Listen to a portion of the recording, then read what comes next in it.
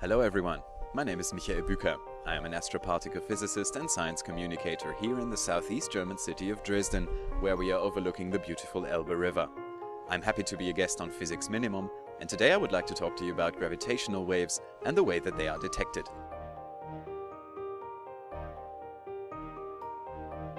Gravitational waves are thought to be ripples or small disturbances in the fabric of space-time. Space-time is a combination of space as we normally experience it in 3 dimensions and time as it passes from past to future.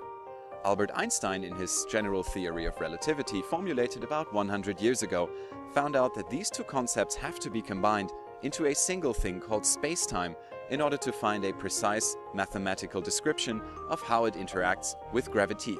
His explanation of gravitation is one of the most complete and best tested that we have today.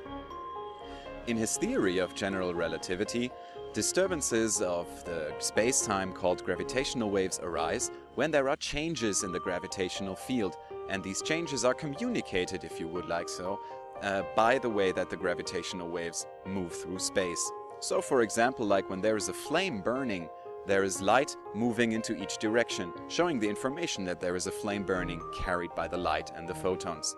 Much in the same way, when the gravitational field changes because, for example, there is a rotation happening or a collision happening, gravitational waves will be emitted in all directions, propagating through space at the speed of light, and will communicate the change that has happened.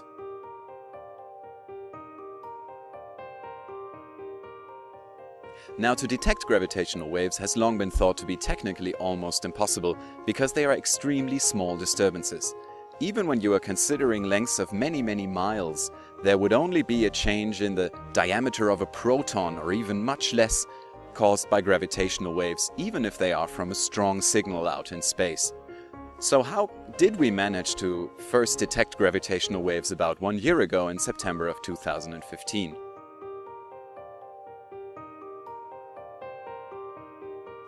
The instrument that has been used is called LIGO.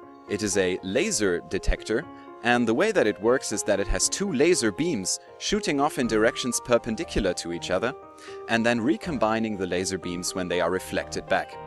Let's take the 2 arms of the LIGO detector to be represented by my arms like this. There is a laser beam shot out in this direction, reflected here, and being shot back. And in the other direction, the same thing happens. Now, when the laser beams are back at the point where they started, if they have traversed exactly the same distance, there will be a fixed phase shift between them. Phase means the way that the light waves are relative to each other. But if the distance that one of the 2 beams has traveled might be changing, because, for example, this arm shortens and gets a bit longer because a gravitational wave is passing through it, then the distance will be different, and there will be a phase shift measurable at the point where the 2 light beams are being combined back together. Now, of course, there are many possibilities for disturbance in this sort of detector. Imagine just a truck driving by, or a small earthquake happening, or any other sort of disturbance that would cause your detector to vibrate or to shift a little bit. It's very difficult, of course, to really find these changes of, as we've seen, much less than the diameter of a proton over several miles. And to really isolate a true cosmological signal or a true astrophysical signal from that which might be caused just by, shifts in the landscape around. One of the important aspects of the discovery of gravitational waves was that there are in the United States actually 2 almost identical detectors of this sort. If we consider the United States, there is one in the northwest of the country and there is one in the southeast of the country. And when a gravitational wave signal was detected by one of them, and milliseconds later by the other one, just the time that it took for the signal at the speed of light to move from one detector to the other detector as it sort of washed across the Earth, this was a very strong indication that there was a real astrophysical signal there and not just a disturbance in one of the places. So the detection of gravitational waves, and actually in the meantime we've also had a second one, gives us information about what is actually happening out there in space, because the shape of the signal, it has a certain signature in the way that it propagates and its amplitude over time. This information can be correlated to real events as described by the general theory of relativity, and supercomputer simulations have been performed to find out what sort of event out in space might really correspond to the kind of signal that has been seen by the LIGO detectors. It was found out that the event that was actually probably causing this signal was two black holes orbiting each other, circling around each other. And as they circle each other, they lose energy because they are radiating away gravitational waves, a large amount of gravitational waves, because these are enormous masses that are condensed very small and moving very close to each other. So because of this, they are losing energy, and when the rotation loses energy, they get closer to each other, and at some point they combine into a single black hole. Now, the calculations for this are extremely complicated, and this is why supercomputers and very big and elaborate calculations are needed. But there has been success in matching an event like this with two black holes of masses around 20 to 30 times the mass of the Sun, rotating, spiraling in, and combining, and forming that signal which was seen in the LIGO detectors.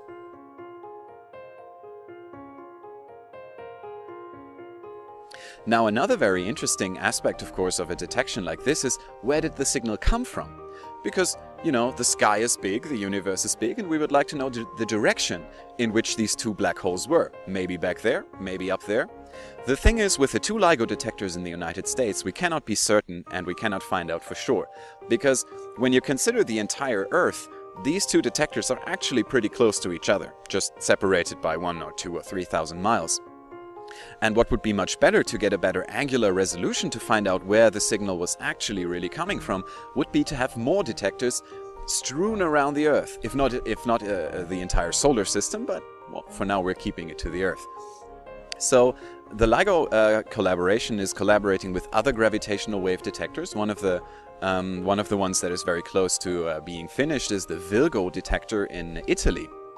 Now, when you have a signal and it moves across the Earth, you might detect it in 2 detectors in the United States and 1 in Europe. This is good, because it gives you a bit more time for the traversing of the signal, and it gives you a bit better resolution to find out where in the sky the signal might have been coming from. But this is where India comes into play, and the LIGO collaboration is working together with scientists in India to put another LIGO-India, is what it's going to be called, detector in that country.